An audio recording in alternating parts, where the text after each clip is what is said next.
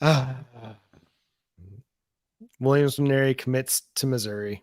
We'll talk about that on today's episode of Locked On Sooners. You are Locked On Sooners, your daily podcast on the Oklahoma Sooners, part of the Locked On Podcast Network, your team every day.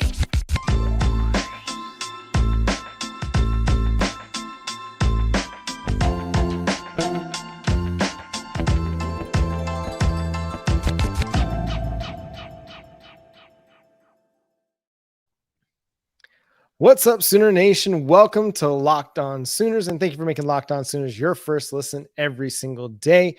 My name is John Williams. You can follow me on Twitter at John9Williams. My buddy here is Josh Helmer. You can follow him on Twitter at JoshOnRef. You can also hear him Monday through Friday from 9 to noon on the KREF Sports app. This segment is brought to you by LinkedIn, as all recruiting segments are brought to you by on the Locked On College Network. These days, every new potential hire can feel like a high-stakes wager for your small business. That's why LinkedIn Jobs helps find the right people for your team faster and for free. Post your job for free at linkedin.com/lockedoncollege. Terms and conditions apply. Thank you for joining us on our live show, Monday night, 9 p.m. Central Time, every Monday night. And Josh, if it seems like I'm a little downtrodden this evening on a Monday evening, it's because, I'm a little bit bummed out. Williams Nwaneri, the 5-star defensive line prospect out of Lee's Summit North in the Kansas City area, committed to the Missouri Tigers this afternoon after what appeared to be a long, drawn-out recruiting battle between Missouri, the Oklahoma Sooners, the Georgia Bulldogs, and the Tennessee Volunteers. Here we are. The Oklahoma Sooners missed on another one. That's the narrative that's playing out. That's going to be the narrative that continues to play out until they land a 5-star defensive line prospect and a start to finish 5-star defensive line prospect. And, we can talk PJ Adebawore. That is a big time commitment that Oklahoma got. He committed when he was a 4-star and then grew into that 5-star rating as his season went along. Now, safe to say he would have been a 5-star whether he committed early or late. Oklahoma got him. That's a 5-star defensive line prospect you got. But it does sting to miss out on Williams Nwaneri. Yeah. I mean, there's really no other way you can approach it other than to just be honest and say, these are the types of recruitments that you're hopeful Oklahoma will win in order to go win national championships, to go consistently compete for and then ultimately track down national championships. So I'm not going to sit here and be entirely of the, hey, let's make Oklahoma fans feel better tonight mindset, because, let's be real about it. I said and have throughout a lot of this recruitment for Williams Nwaneri that, equal to or greater than David Stone, you flip on the tape and Williams Nwaneri is an NFL guy. You flip it on, and unless something happens to where this young man, and knock on wood, root for everybody to stay healthy, but, barring an injury, I don't see any way that this guy's not a top 3 rounds draft pick, and probably higher than that, right? It's 5-star for a reason when you flip on the tape and watch Williams Nwaneri. So it's a big time miss for Oklahoma. And now you get into the question of why does Oklahoma not win out in this recruitment? Well, it comes down to two things, and two very, very prominent discussion points throughout this recruitment have been proximity. Columbia just being about an hour and a half away from the Kansas City area versus Oklahoma, versus Norman, which is 4.5 hours away, and NIL. Both those things were very important to Nwaneri and his family, and Missouri was able to offer both things in a better situation than what Oklahoma could. You would like to think that the potential for development at Oklahoma was going to be enough, and the relationships that he has with Miguel Chavis and Todd Bates were going to be enough to overwrite some of the difference maybe in the proximity and some of the difference in the NIL. But when it comes down to it, in a lot of situations, it's going to come down to NIL, and that's the new age that we live in of college football. And you can love it, you can hate it, but it's here to stay. Whatever you think about it, that's the reality of where we're at with it. And there is a sense that, this was this was going to be the case. Like for some time, NIL was going to be a big part of it because you're the number one prospect according to On3. You're a top 10 prospect across the board. You're somebody that the back-to-back national championship or national champions are pursuing, somebody that Tennessee's pursuing that's got a big NIL cachet themselves. Oklahoma is developing, and you've got the player development aspect that you can sell, but it wasn't enough. And, being that he's from that area, there's a possibility that he had a Missouri kind of affinity for some time anyway. And all of this recruitment was just going to be about, okay, you've got to really oversell and really, really win out. You weren't just going to win a tiebreaker with Missouri. You were going to actually have to win this recruitment. And Oklahoma wasn't able to. They weren't able to get the NIL bag up high enough to, beat Missouri, and they weren't able to change the proximity situation. That's just not something that was going to change. So, I see, there's been a lot of talk about whether, Oklahoma was actually in the final two or what, but I mean, you can't ignore all of the buzz.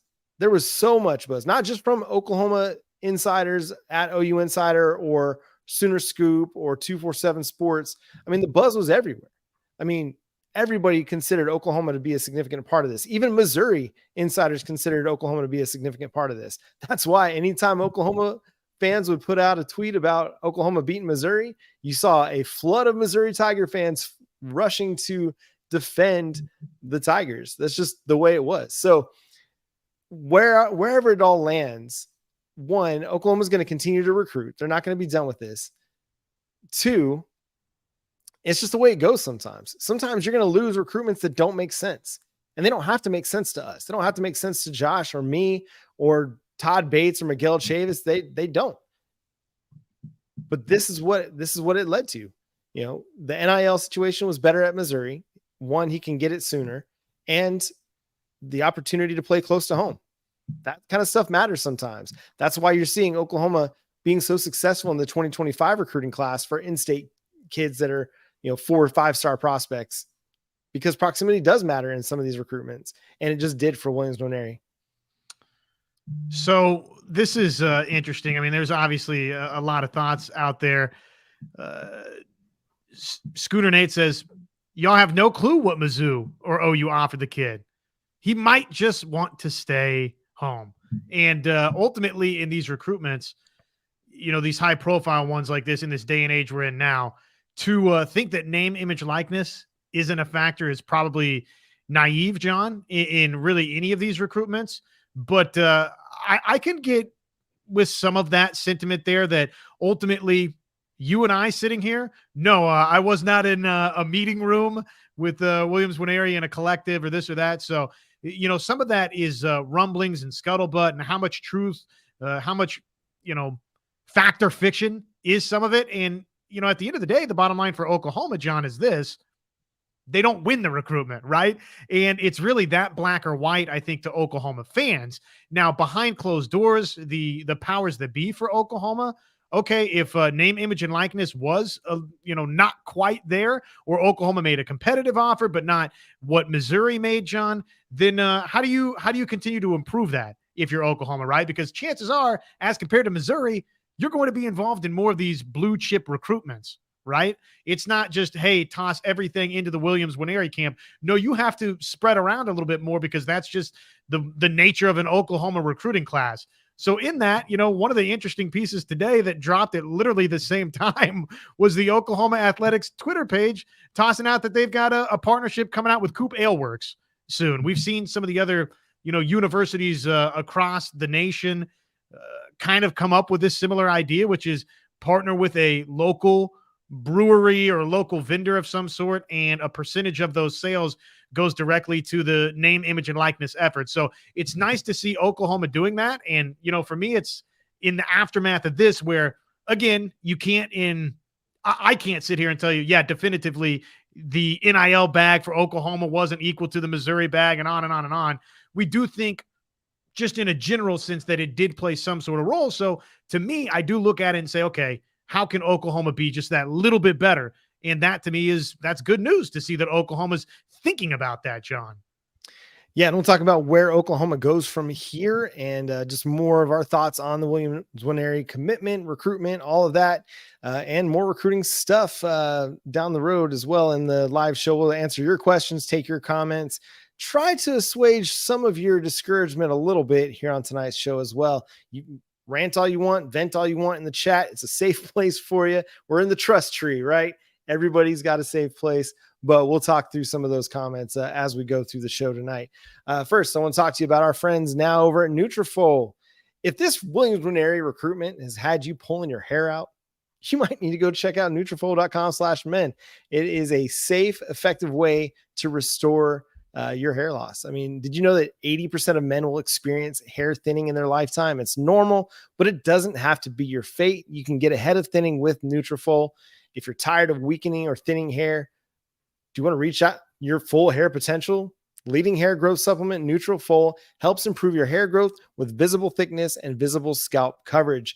Nutrafol is the #1 dermatologist recommended hair growth supplement clinically shown to improve your hair growth, visible thickness, and visible scalp coverage. So go to Nutrafol.com/men to take their health wellness quiz, identify causes of your thinning hair, and Nutrafol will give you a personalized plan for better hair health throughout your whole body wellness. Take the first step to visibly thicker, healthier hair. For a limited time, Nutrafol is offering our listeners $10 off your first month subscription and free shipping when you go to Nutrafol.com/men and enter the promo code LOCKEDONCollege. Find out why over 4,000 healthcare professionals recommend Nutrafol for healthier hair.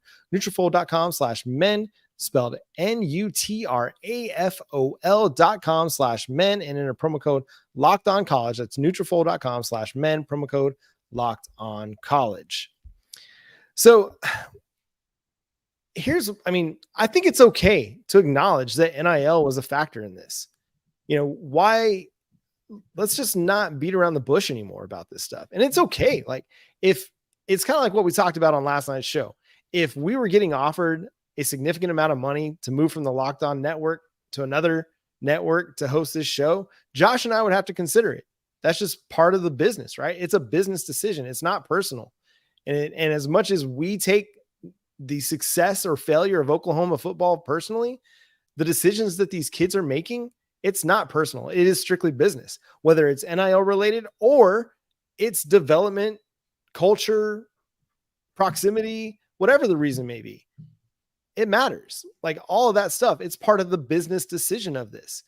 And when you are in a family situation, having lived in sub-Saharan Africa, I can tell you about Ethiopia and Somali families. When you're part of a family from sub-Saharan Africa, family goes bigger than just your mom and dad. Family extends to your cousins, your uncles, your aunts, your grandparents, your second cousins, your third cousins.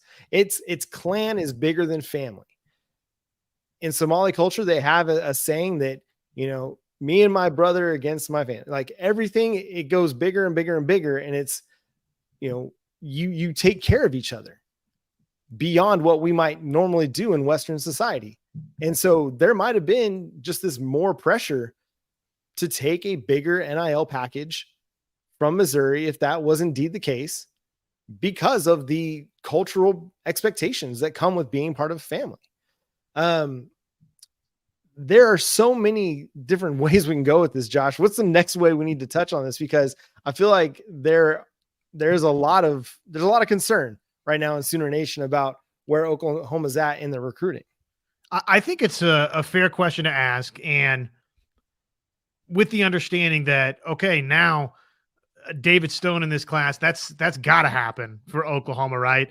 We'll see about a McKinley, Nigel Smith. You hope that that's positive there. And if that happens, where you get Stone, you get Smith in addition to Jaden Jackson, what you already have, John, it's a good class up front for Oklahoma. I know that we're in the midst of this panic moment, but it'd be a really good class for Oklahoma up front. Not perfect, not as good maybe as it needs to be, right? For Oklahoma to go consistently contend for and win national championships.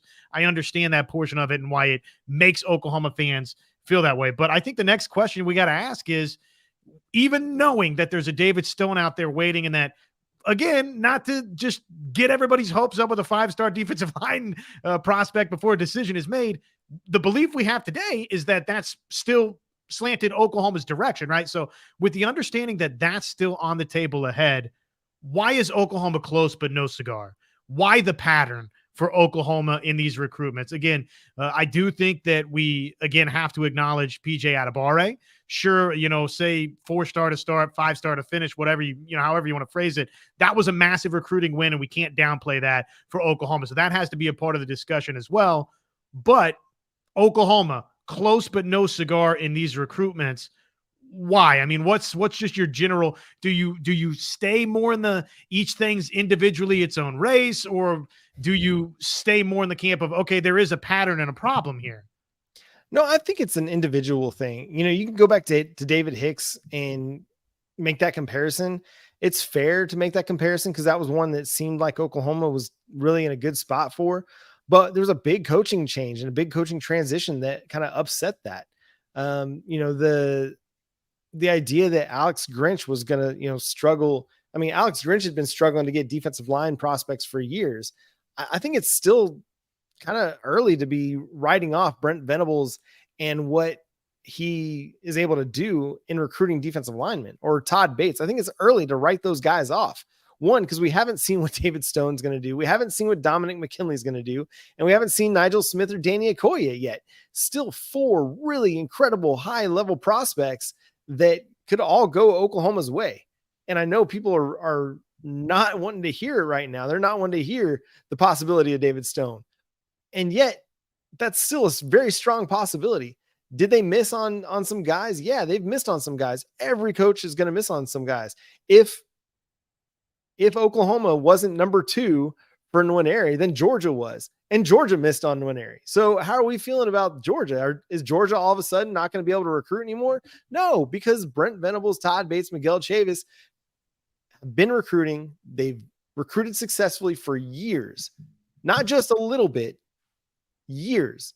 Brent Venables has been successfully recruiting and developing for decades. Todd Bates, over the last 10 years, he was one of the best recruiters at Clemson, even before getting to Clemson. Miguel Chavis is showing us his recruiting chops early on as a position coach. Adepoju Adebawore, getting the R. Mason Thomas flip. I mean, they're landing really incredible, good prospects. And so while, yeah, I get that people want to just kind of panic a little bit and say, man, they're not going to get Stone. They won't get McKinley. I don't see why not.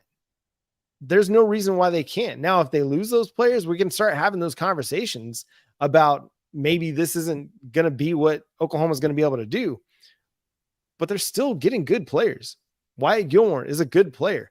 Jaden Jackson, I've said it a number of times, that is my favorite player in this class. Not just because of his size, but because of what he's able to do with his size. So I'm fine. I'm not panicked. I'm bummed that Oklahoma didn't get Williams Nwaneri. I still think they can do some really, really good things in this recruiting cycle. I think we just got to not try to connect the dots all the time and say, well, this domino didn't fall, so these two are not going to fall. So that I'm kind of out on the idea that everybody's a package deal, and just because you miss on Nwaneri that you automatically aren't getting Stone, you're not getting Dominic McKinley, you're not getting Okoye, you're not getting Nigel Smith. Nah, like let each recruitment be its own individual thing, and then you can react based on that. At the end of the cycle, right? I mean, let's see what is going to happen the rest of the way here in 2024. Again, I think if we had living in the moment where you feel like you were oh so close, and then the carpet gets pulled out from underneath you, the rug gets pulled out from underneath you. By the way, even then, maybe you find out you weren't as close as you thought. That's another point that we need to discuss here in detail, John. But we got to keep in mind, let's let all of this play out before we make total wide-ranging judgments in this class, right? Because if we had had the conversation 6 months ago that, hey, you're going to get David Stone or Williams Nwaneri, I think most OU fans would have said at the time, okay, we want David Stone out of the two, right? Or if you phrase the question like, okay, do you want to sign here on the dotted line for just one? You could take your chance in gamble around and see that maybe you'll get, 2 or 3 out of Nwaneri and Stone and McKinley, or you can have just one and it's David Stone and you got him now. probably a lot of folks would have said, you know what? Yeah, based on where Oklahoma's been, that's okay to sign up for right now. So again, in the immediate moment, I don't think you can downplay that it's a significant loss for OU. And I think it's fair to ask questions about the pattern of recruiting for Oklahoma. But again, before you totally hit the panic button, we got to see that this Stone thing doesn't work out for Oklahoma. A couple of comments, John, real quick, if I may, from Dominic. And this is to the chat, and I think just Sooner fans in general. And this expresses the way I think a lot of Oklahoma fans feel in some camps. Y'all can keep being content with being in the room, but that doesn't actually get the talent on the roster. You know, I don't think there's anybody at Oklahoma, or generally speaking in the fan base for the most part, that understands that everybody's on the same page here. Oklahoma's got to win these types of recruitments, and let's hope that David Stone is a name that swings Oklahoma's direction in short order. I guarantee that Miguel Chavis, Todd Bates, and Brent Venables aren't sitting in their office and like, well, hey, at least we got second or third. It was kind of cool. No, they're probably just as upset as everybody about how this recruitment went down and the fact that they lost it, because they really believed in the relationships that they'd built with Williams Nwaneri himself, with the family. They felt like they were in a great spot to land this recruitment. So I guarantee that they're not sitting there like close is good enough. No, they don't want to be losing these recruitments to anybody, let alone to a Missouri. Sometimes it just happens. Sometimes it just goes that way. You're not going to win every single recruiting battle that you go after, but you know, like this team is recruiting well over the last couple of years. Jim says, OU was out months ago. I don't know what the staff was hearing. And that's, again, another element of this that people want to talk about, John. Why does Williams Nwaneri today, when asked, say, yeah, I chose Missouri over Georgia, when we were led to believe that it was Oklahoma and Missouri? Just your general reaction to that piece to it. Man, I can't even guess at this point. I really don't. My only guess is that was a misspeak, that he didn't say it the way that he meant it, because it doesn't vibe. Like, everybody had Oklahoma in this thing. Everybody did. Not just our guys, Parker and Brandon and Josh and Colin. Everybody had Oklahoma in this recruitment. You know, even Missouri guys had Oklahoma in this recruitment. So I just find that that's kind of funny.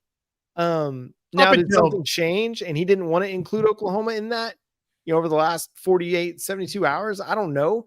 But we know, like, apart from Brandon and Parker, my guys over at Sooners Wire were hearing buzz that Oklahoma was making last ditch pitches over the last 48 hours.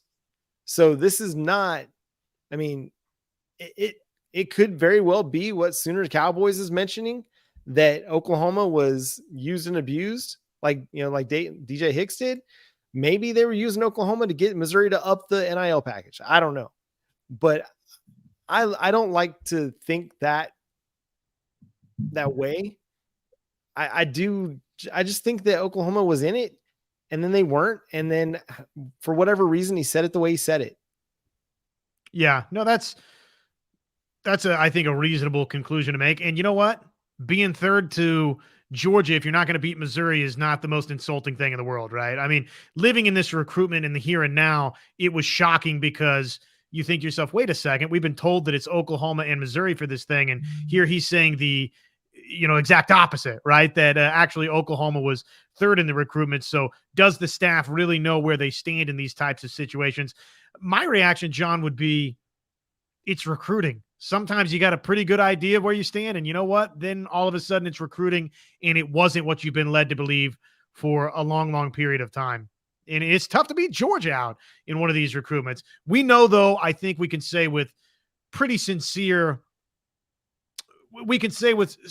a strong position that no doubt Oklahoma was a legitimate factor here. And Williams Nwaneri himself said that Oklahoma led for a lot of this recruitment. So take from that whatever you will, right? At the end of the day, whether you're second or third or fourth, you weren't first. You didn't earn the commitment. And basically that's the only thing that matters. Yeah, it is. You didn't get it. Now, that being said, you have time to figure out what you need to do to make that commitment happen. I find it unlikely that the kid's going to potentially take NIL money from Missouri starting September 1 when he can, because of their state laws, and then flip to Oklahoma by signing day. I find that kind of hard to believe. It's possible. It's certainly possible. I just don't think that's going to be something that he and his family are going to want to be associated with, taking money and then turning and making another decision. I just don't think that that's something, not knowing the kid, not knowing who he is or his family, just kind of having a general understanding of like sub-Saharan African culture. It is not good to steal. And a lot of people will consider that stealing if you commit to go play for them, take NIL money, and then decide, hey, nope, actually, I'm going to go play somewhere else and not return the money. So all that said, I think it's unlikely that he flips his commitment, but there is still a possibility that they could pull a Peyton Bowen and pull that rabbit out of the hat late in the recruitment and get Nwaneri to OU. That's just my opinion. Again, I have no source on that. That's just my opinion based on my general understanding of some sub-Saharan African cultures. So let's talk, and I don't even mean to make this hey, let's feel good about the situation conversation, right? But let's do it a little bit. What's that? I said, let's do it a little bit though. Okay. We can, yes, try and cheer up a little bit, I suppose. But I mean, it is time now with this recruitment turning into a Missouri commitment to where Oklahoma's got to focus on what's left in this class. And there are still plenty of talented pieces left in this class for OU. So now it turns into David Stone, Nigel Smith, and we'll see about McKinley. If you can get Stone and Smith, that's a pretty doggone good class, John. I agree. I really do think so. And there've been comments in the chat about how relationship recruiting isn't working. It's not about relationships. It's Sooner Cowboys in particular. It's the one saying it over and over. But relationships are what got you Jaden Jackson. Like Jaden Jackson commits to Oklahoma because of the relationships and the vibe and the comfort level that he felt with the Sooners. Remember, he was talking about how he wasn't even going to take an Oklahoma visit. He didn't plan on it. And then he took one, got in the door, and just within a little bit, he felt like that was home. He felt like the situation was right. The vibe was right. And that's a recruitment that Todd Bates won. He beat out Texas. He beat out Ohio State for a 4-star defensive tackle, legit nose tackle prospect that's going to have some pass rush ability as well. So let's not act like they're not winning recruiting battles, because they are. Especially on defense, they are winning recruiting battles. But yeah, you do got to win David Stone. If you do go win David Stone and get that commitment, I think it changes everybody's perception and everybody's perspective on what this class can do. If the Nigel Smith thing, that looks like it's happening. That looks like it's probably even more so looks like it's happening because there's less of a roadblock to playing time or less competition for playing time with no Williams Nwaneri.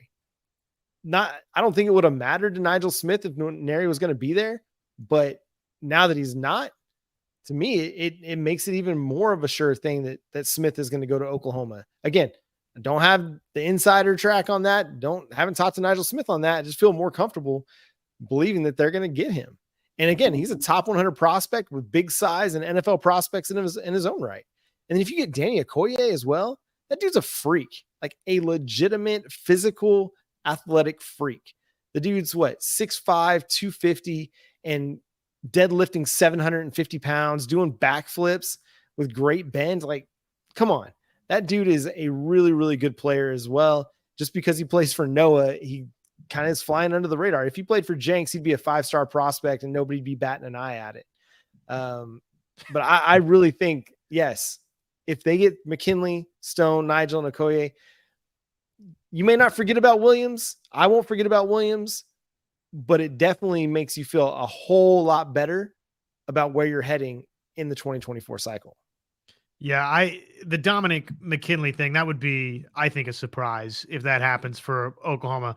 It would be one heck of a surprise and something that Oklahoma fans have been waiting on, right? A nice, obviously, different positions, I know, but Peyton Bowen-ish in the sense that it's like that type of surprising impact, just, the way that some of the trajectory of the recruitment has panned out, though. Bowen, most would argue, right, was more positive for Oklahoma along the entirety of it, and then it just kind of got sort of crazy late. But to me, I guess mentally where I'm at with that, I'm not expecting Oklahoma to win in that recruitment, John. Would love to see it, though. Would love to see it. So I'm kind of like, if you get Stone, Nigel, Okoye, I'm not going to be forgetting about Williams Nwaneri, but that would be a really, really nice recruiting class for Oklahoma. And then, you know what? I've said this too. How this season plays out will potentially not erase, but it will alleviate a little bit of this for Oklahoma. If PJ Adebawore, a couple of games this season or the back half of this season or just throughout all of it, looks like the 5-star that he wound up as in this last recruiting class, if R. Mason Thomas elevates and takes his production to a new level, okay, well, now there's 2 edge guys that you can feel really, really good about. And then you get whatever you get the rest of the way in this class with a Nigel Smith, with others. And, oh, by the way, you get a Stone on the interior. Okay, that can help calm everybody down a little bit, right? But if it's the opposite and those guys don't click immediately, John, well, then I think we come back to obviously there being some serious disappointment and panic. But just the on-campus guys, if that's good and this season goes well, won't that alleviate some of this? Oh, absolutely it will. If you can see some flashes out of PJ Adebawore, if R. Mason Thomas takes on a significant role and is what I think he's going to be, pushing for 8 sacks this season, you're going to feel a whole lot better about where you're heading with the defensive line recruiting. Now, you still need to land those elite defensive tackle prospects, the thing that's kind of eluded you for a lot of the last decade. Since Brent Venables was here last, you haven't had those elite defensive tackles. Now you got to land some of those guys. But I do think that if your pass rush is better this year, if your defense as a whole is better this year, then you'll feel better about the direction that the program is heading, even if you do miss on a Williams Nwaneri. But if you're able to land some other guys on the recruiting trail and some of these 4 or 5-star prospects, then you'll feel better about it. But I think even if the team improves and say they win 10 games and go to the Big 12 title game and the defense is a top 50 defense, top 40 defense, then you'll feel better about where you're headed, even if you're missing out on some of these guys that appear to be trending in Oklahoma's direction. Well, and to be fair to this situation, potentially a generational talent, right? I mean, Dominic McKinley, great player, on down the line, great players. Those could be generational type talents. And Williams Nwaneri obviously is regarded as that because guess what? He's the number 1 overall player according to On3, and he's the number 1 defensive lineman according to everybody, right, in this cycle. So to be fair to, obviously the situation here, you get a little bit of the panic. But again, I come back to a recruit is a recruit is a recruit. And if you show me proven production at the college level, okay, that's going to help me relax a little bit. Yeah, I think Dominic over here says it well. Even the new pickups that are starting by themselves make the defense better, like Bothroyd and McCullough. I agree. I think adding Rondo Bothroyd makes you a better defense this year. And so you're going to have a better trajectory. Now, you only get 1 year out of Rondo Bothroyd, but you get a lot of years out of Deshaun McCullough. So you got a chance to really unpack and take advantage of all the different skill sets that he has for sure. That portion of this conversation, by the way. So just one final thought on this, on the name, image, likeness side, John. If you're of the belief, and this is playing a little bit of speculation and hypotheticals, and it's not totally sourced out, whatever, okay, but follow me on this. If you're of the belief that Missouri put most of its eggs into this Williams Nwaneri basket, right, and that's tough to compete with if you're Oklahoma, let's not forget about Deshaun McCullough. Let's not forget about Rondell Bothroyd. And I'm here to tell you that up and down in the transfer portal, probably there's a little name, image, and likeness incentive involved once you got to OU for some of these guys that arrived, John. So with that in mind, okay, you don't get every single 5-star defensive line talent that you want. You do need to start landing some of these guys, but Oklahoma can get transfer portal players too, right? So let's see how this season plays out, and let's see how Oklahoma's improved itself with proven players out of the transfer portal. before we, again, get too panicky, because let's just see how the year plays out, right? Let's see what's on this roster before it's, oh my gosh, we lost this recruit. Yeah. And I think that's going to assuage a lot of people's concerns and fears about the future if we see these guys take the steps that we think they're going to take. If the linebacker crew, gets going strong, if the defensive secondary is looking really, really good, if the edge rush looks really good, if the defensive tackles are looking better, then I think you're going to feel better about it. And I can't remember where I saw it. Maybe it was Red Dirt Sport mentioned, because somebody was talking about NIL and Oklahoma's inability to get NIL up. Oklahoma, they won a big recruiting battle for Taylor Tatum, beating out USC. The Jaden Jackson, they beat out Texas, they beat out Ohio State. Like, let's not pretend that maybe NIL didn't factor into some of those recruitments as well. We don't know for sure. We're not getting to see the contracts or see the offers that are being made. But I got to imagine that Oklahoma is getting involved on a lot of these fronts for these high-level prospects. We'll see. Only they know. But I really do think that Oklahoma is going to be fine. It's all going to be okay. It sucks today, but it's going to be okay. I want to put that on a shirt. It sucks today, but it's going to be okay. Somebody dropped the it was our man Gunny dropped the Forrest Gump mantra, which we cannot repeat, but yes, it is one of those types of situations. It happens sometimes. All right. Well, guys, we appreciate all the comments and discussion on the recruiting stuff, and giving you all y'all's thoughts and opinions on that. We got a lot of things to talk about here to close out the show over the next 15, 20 minutes or so. Yes, Jet, the sun will rise tomorrow. Bet your bottom dollar that tomorrow there'll be sun. Sorry. Somebody said, don't sing on the show. I want to sing more. Gosh darn it. Anyway, Oklahoma got some new non-conference opponents for the 2024 season as they made their move to the SEC. They lost that Georgia game, or one of their conference games. I think it was Georgia at the time. But they picked up Houston and Maine, Josh. Yeah, it's obviously, you don't get Houston in 2023. So that's the Big 12 newcomer that you miss out on. You see Cincinnati, BYU, and obviously UCF this season. And now all of a sudden you get Houston the following year. So options limited, but Joe Castiglione got it done. You got the Power 5 opponent you were looking for in 2024, and then Maine. So it's a 7-game home slate for Oklahoma in 2024. I don't have a ton of thoughts on it beyond, okay, let's see how Donovan Smith looks for Houston this season. It's kind of like, who knows what that matchup is in terms of how challenging it's going to be. It's tough to get a gauge on that right here, right now. But just in terms of a general reaction to it, nice addition to the non-con home slate. Yeah, I think it's solid. I really like the addition. Actually, I predicted that addition when I was going through my 2024 projection in back over at Sooners Wire just a few months back, whenever the opponents came out.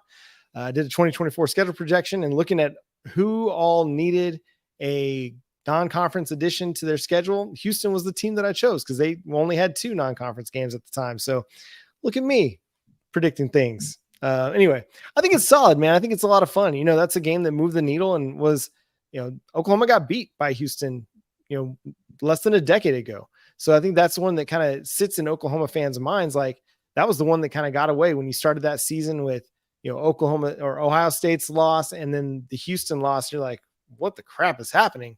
Well, then they kind of turned some things around, and then the next year was better. They beat Houston and,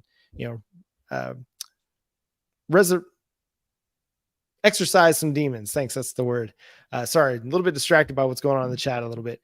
So I like it. I mean, the main thing, that's just SEC, FCS action happening. It's not going to move the needle, but it's going to be a good opportunity if it's a late season game for some younger guys to get some opportunities to play. And I think that's always helpful. Anytime that you can build your depth and give them live snaps, and I think that really, really makes a difference. And to Gunny's question, do you know anything more about Maine other than lobster, blueberries, and Stephen King? What else is there to know about the Black Bears? Augusta, Maine is the capital. There you go. Which, Yeah. hey, filler game. Here's the other thing to know is that Oklahoma in 24 is going to open up with those 3 straight home games. And then I'm guessing the following game will be your first SEC game. And who knows? Could it be in Alabama at home? And Maine, by the way, I've already got that slotted in for end of the season, mop up, Cupcake City SEC schedule game, right? So we are full speed SEC. The AP poll, John, are you ready to dive into a little bit of the Associated Press poll? Let's do it, man. So the Sooners check in at number 20 in the AP poll. It's the lowest that Oklahoma has been. Oh, I don't know, since 2000, John, when they went and won a national championship. Are you ready to sign on for Oklahoma magical run to a national championship in 2023? Or, here's some statistics for you. It seems like every time Oklahoma is ranked a little bit lower, this is from, I'll give proper credit where credit's due.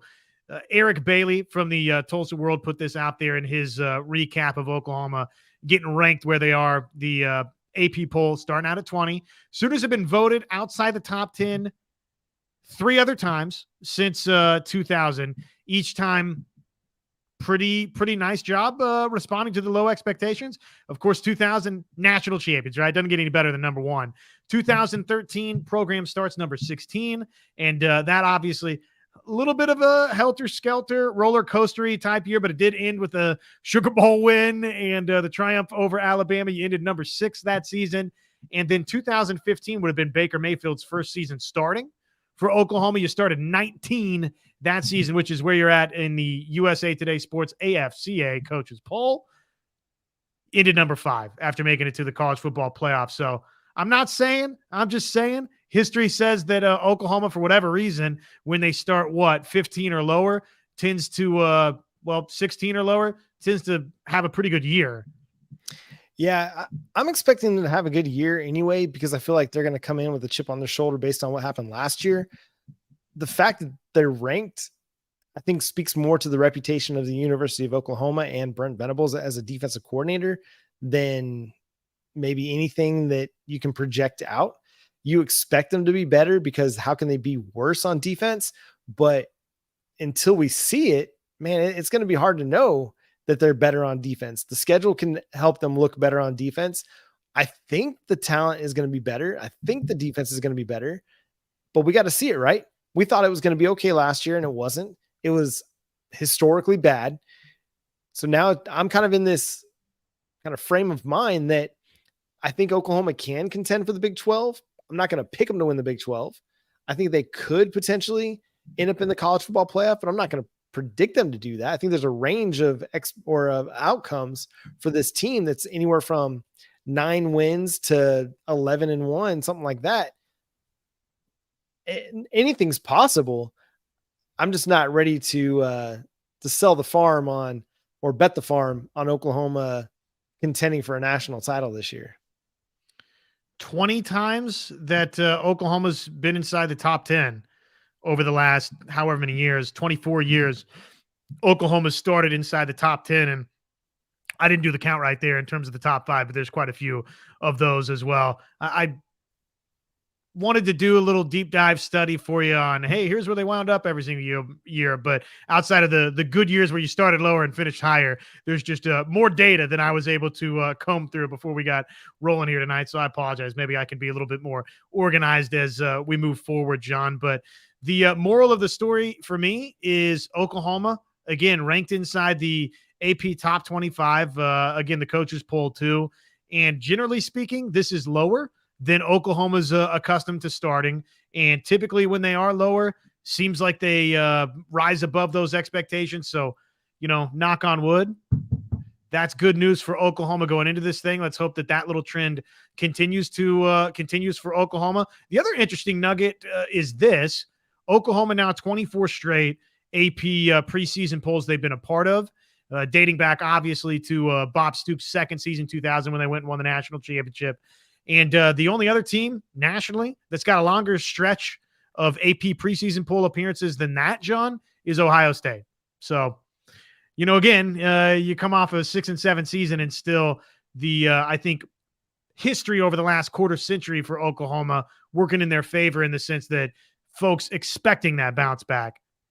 Yeah, and I am too. I'm very optimistic about what they're going to do. I just don't know how high my optimism is going to rise this year. I'm kind of in a prove it state. I want to see them go into Cincinnati and just put it on Emory Jones and the Bearcats. I want to see him, limit Quinn Ewers in Texas to less than 30 points before I'm really kind of really buy in on everything that they're doing, and maybe they don't. Maybe they keep him under 40, like what's the expectations? Like just having a better performance, I think is the expectation, and just having a overall better defense to me is the expectation. Can they get to top 50, top 40, top 30? That's going to be the question that we have to see. Now, again, the schedule does play out favorably for them to go from number 20 in the AP, number 19 in the USA Today coaches poll, and rise into the top 10, because other than Texas, there's not a team on there that's like a automatic loss or a team that you're like really worried about. So I feel good about where Oklahoma's at heading into the season. And I think more than anything, mentally, I think they're going to be in a much better place going into this year. More time in the schemes, more time in the program, more time with Brent Venables, getting used to him, better players overall, a more competitive team just in camp. You're hearing lots of noise about all these different guys that are really being competitive. The cornerback spot, like Josiah Wagner, a true freshman coming in and potentially being the starting corner opposite Woody Washington. I don't think that's inconceivable, just based on what we're hearing out of spring ball and fall camp. The Oklahoma football released a video with like several different Sooners and who are the players that Oklahoma fans are going to be surprised to see or excited to see or whatever.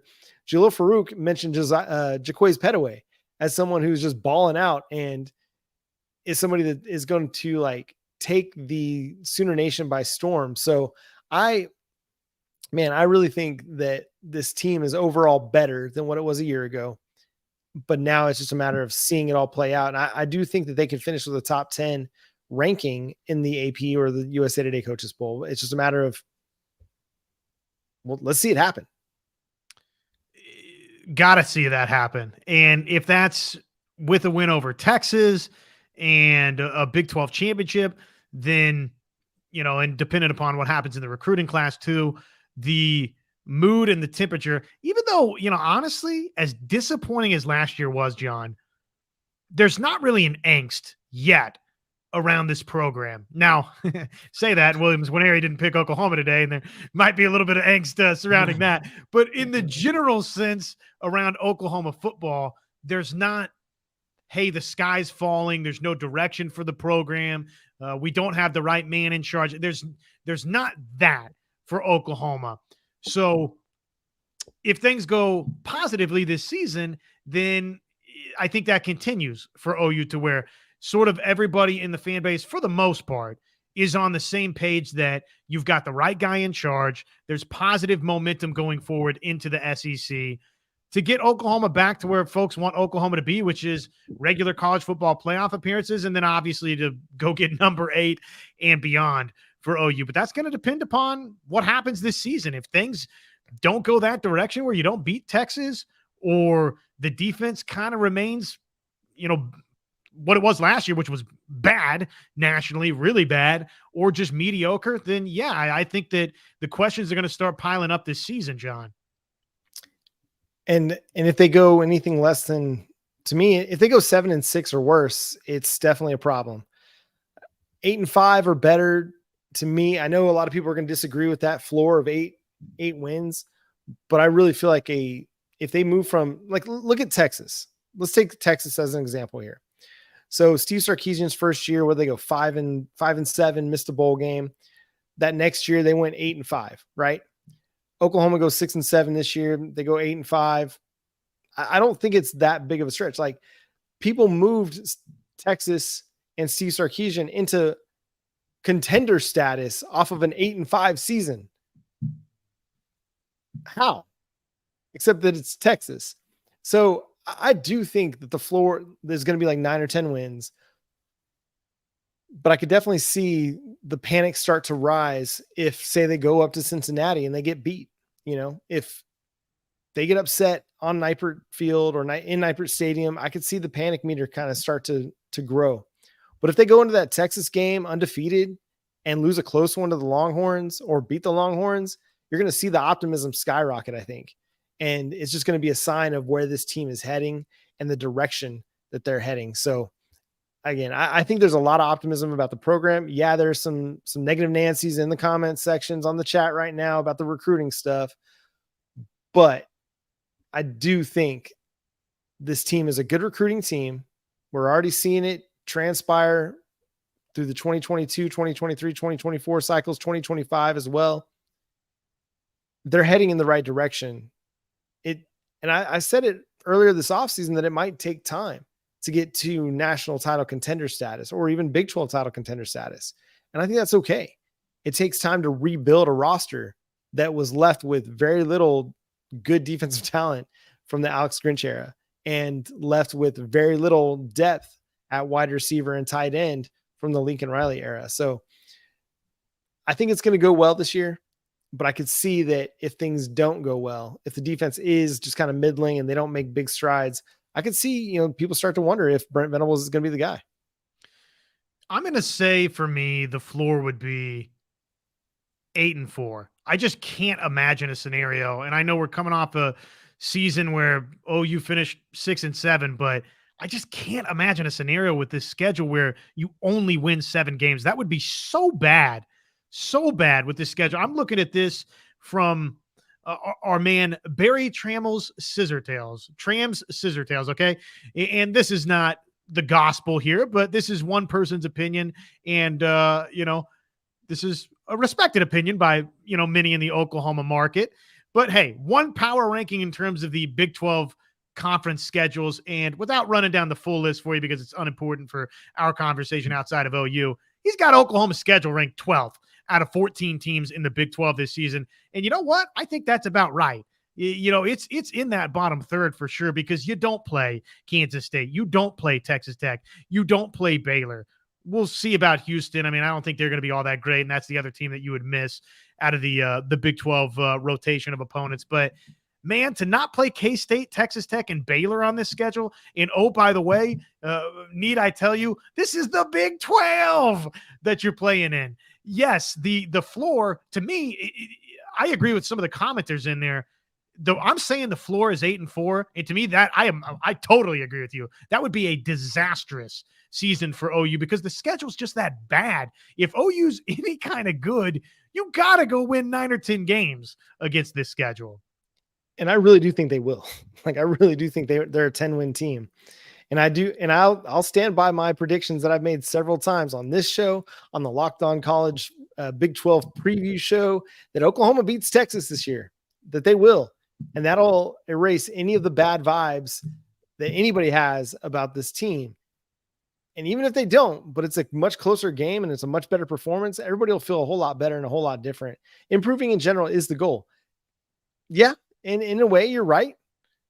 At the same time, the only way that you can show improvement is on the scoreboard. The only thing that matters is what the score says at the end of the game. Brent Venables will be the same one to tell you that as well. Like, nothing else matters except for the scoreboard. So, man, this is a good schedule for Oklahoma to make some noise in. At the same time, it's a good schedule that if they don't make some noise, it could really come back to bite them as well. So I really do think this is going to be a big win for Oklahoma, because I think they're going to have a really, really good season this year.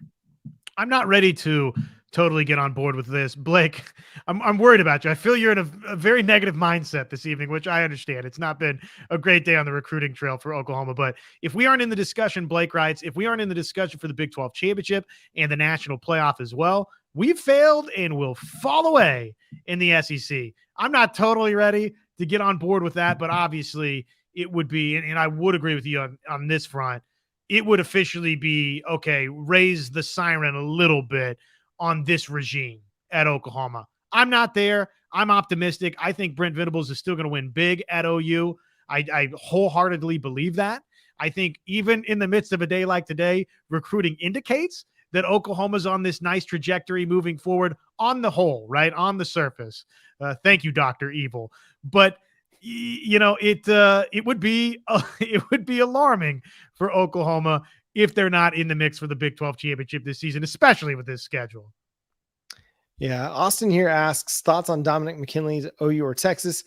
Man, the last thing I was hearing on this, and now I went out of town, went to my folks' place for the weekend and was busy at the water park with the kids all of Saturday. So I might have missed something, but the last I was hearing on this, Oklahoma was in a much more favorable position than Texas was.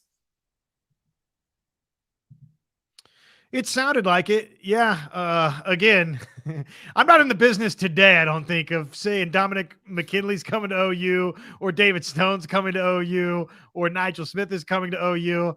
Hey, I'd love to get one of the three. I'd love to have two of the three. Would be ecstatic with three of the three. But where we sit today, I'm not making any predictions on any of those guys coming to Oklahoma. Just don't feel comfortable doing it today. Yep. 405 boy who asks, who else remembers when even 8-5 wasn't a good season? I don't think anybody's sitting here saying 8-5 would be a good season, right? Oh yeah, no, I mean, it's at Oklahoma. It's never going to be a good season unless, again, you come out of the decade of total suck in the 90s and then, any sort of optimism in 99 was like, okay, wow, there's signs of competent football beginning to happen in Norman, Oklahoma. That would be the only example of anything close to that being remotely accepted at OU. But again, the circumstances there were weird. And even coming off of a 6-7 year last year, John, you've been in this stretch of, again, we're talking about 24 straight seasons. That's the second longest streak nationally in terms of, teams in the preseason AP polls. So OU's used to being in the top 10 preseason, right? They're used to finishing there. They're used to winning conference championships. So yeah, anything that's 4 or 5 losses, honestly, 3 losses for OU's not typically a very good season. Yeah, I would say it's an okay season, an adequate season, right? Not a good season, not an acceptable season. I would say it's adequate. It's tolerable. And tolerable is not something you love. It's something you put up with. You put up with the 8-5 because you believe it's going to get better and it's going to improve to 9, 10, 11. 8-5 would be tolerable to allow Brent Venables to continue coaching. But the expectation, in my opinion, right now is like 9, 10, 11 is kind of where you're falling in there. And so 11. What? 11 is the expectation because it's Oklahoma and the expectation does not change at the University of Oklahoma based on 1 6-7 season. It doesn't change because of a 49-0 embarrassment of a Cotton Bowl game versus Texas where the starting quarterback didn't play. 11 wins and a trip to the Big 12 championship where you turn it into 12 wins should be the expectation of every single Oklahoma fan. And we're going to end on that note. That's going to do it for today's episode of Locked On Sooners. Thanks so much for tuning in and being a part of the show. Thanks for being a part of the chat, even though it was not as optimistic and sunshiny and glowing. It was not a champagne dousing type of night on Locked On Sooners, unfortunately. No, man, I'm really disappointed. I thought we were going to have a really good Monday night over here because of a Williams Nwaneri recruitment, but alas, we'll just have to wait for David Stone and or Grant Bricks. We'll see where that goes down over the next few weeks. We'll cover it all, just like we do every recruitment, every commitment that happens. We'll cover it here on Locked On Sooners. Subscribe to the show wherever you get your podcasts. We're free and available on all podcast platforms. And on YouTube, hit that notification bell to let you know when new episodes drop. Follow Josh on Twitter at JoshOnRef. Follow myself at John9Williams. Follow the show at Locked On Sooners and help me combat those Mizzou fans that are having a lot of fun in my mentions right now. And then we're also available on Facebook, Locked On Sooners Podcast. But until next time, we'll talk to you, Boomer Sooner.